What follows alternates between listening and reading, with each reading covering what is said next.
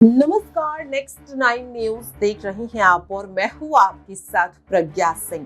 उत्तर प्रदेश की सियासत लगातार गर्माती हुई नजर आ रही है, जहां एक ओर बीएसपी सुप्रीमो मायावती लगातार अपने अकेले चुनाव लड़ने के फैसले पर अटल नजर आ रही हैं, तो अब उन्हीं के नक्शे कदम पर चलते हुए नजर आ रहे हैं एएसपी के संस्थापक चंद्रशेखर आजाद उर्फ रावण। दरअसल आपको बता दें कि यूपी की नगीना सीट से लोकसभा चुनाव लड़ने का ऐलान कर चुके चंद्रशेखर लगातार हुंकार भरते हुए नजर आ रहे हैं। कुछ समय पहले देखने को मिला कि चंद्रशेखर अखिलेश यादव पर भड़कते हुए नजर आए, कई मुद्दों को लेकर उन्हें घेरते हुए नजर आए और अब चंद्रशेखर आजाद ने एक बार फिर से चुनावी हुंकार भरी है, जिसमें वो साफ तौर पर कहते हुए नजर आए कि मांगने पर भीख मिलती है, हक नहीं।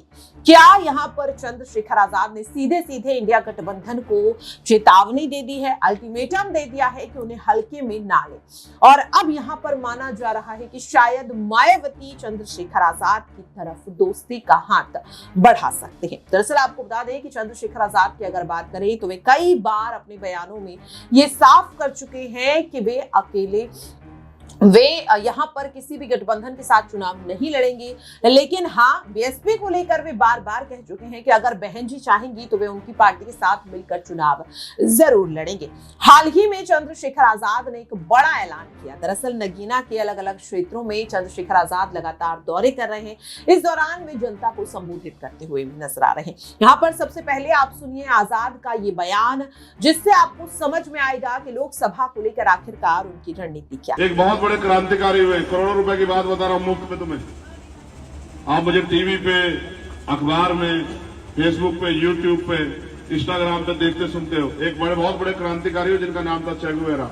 उन्होंने कहा कि मैंने कब्रिस्तान में उनकी कब्रें भी देखी जो सिर्फ इस वजह से नहीं लड़े कहीं वो मर ना जाए। मौत एक दिन निश्चित है, बहुत सबकी आनी है, ठीक है। क्या तो डर इसलिए उन्होंने कहा कि मेरी आने वाली नस्लें इस मुल्क में संविधान के लोगों की हिफाजत करेंगे। मैं आपसे पूछना चाहता हूं, क्या तैयार हो? ये जंग है, इस जंग में कुर्बानियां देनी पड़ेगी, तैयार हो? पहले युद्ध होते थे, तलवार भाले चल के राज बदलता था, अब वोट से बदलता है।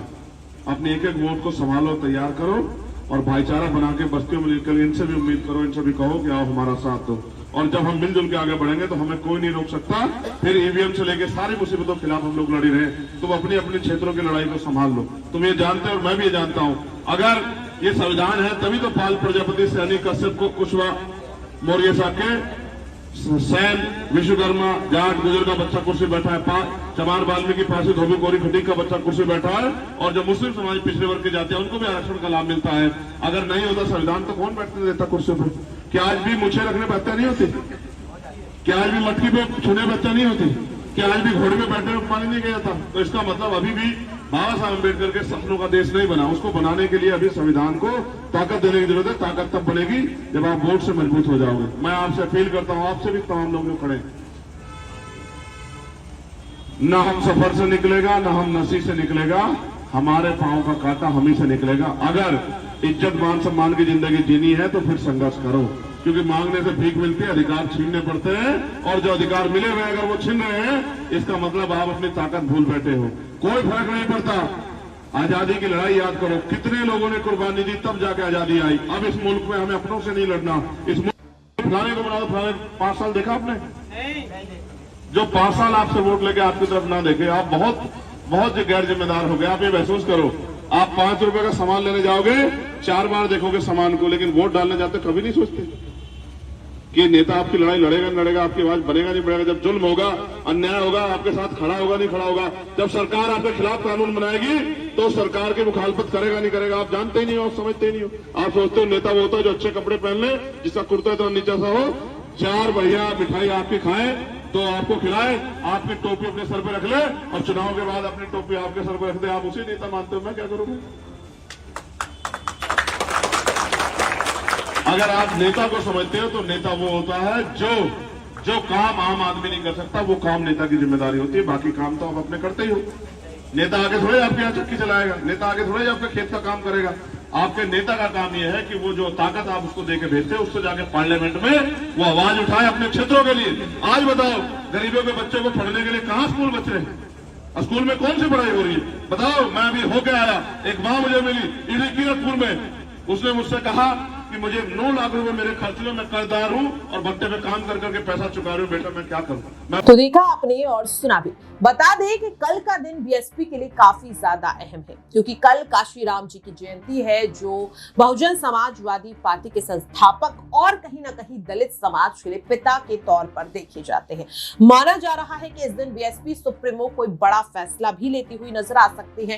कार्यकर्ताओं के लिए खास संदेश यहाँ पर संदेश देती हुई मायावती नजर आएंगी। क्या उनके खास संदेश से चंद्रशेखर आजाद को भी यहाँ पर बड़ी खुशखबरी मिलती हुई नजर आ सकती है? माना जा रहा है कि शायद यहाँ पर मायावती अब चंद्रशेखर आजाद को भी बड़ा ऑफर देती हुई नजर आए।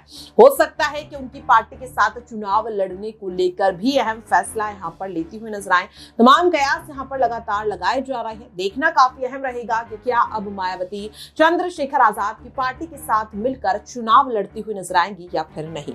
फिलहाल के लिए मुझे दीजिए इजाजत। नमस्कार।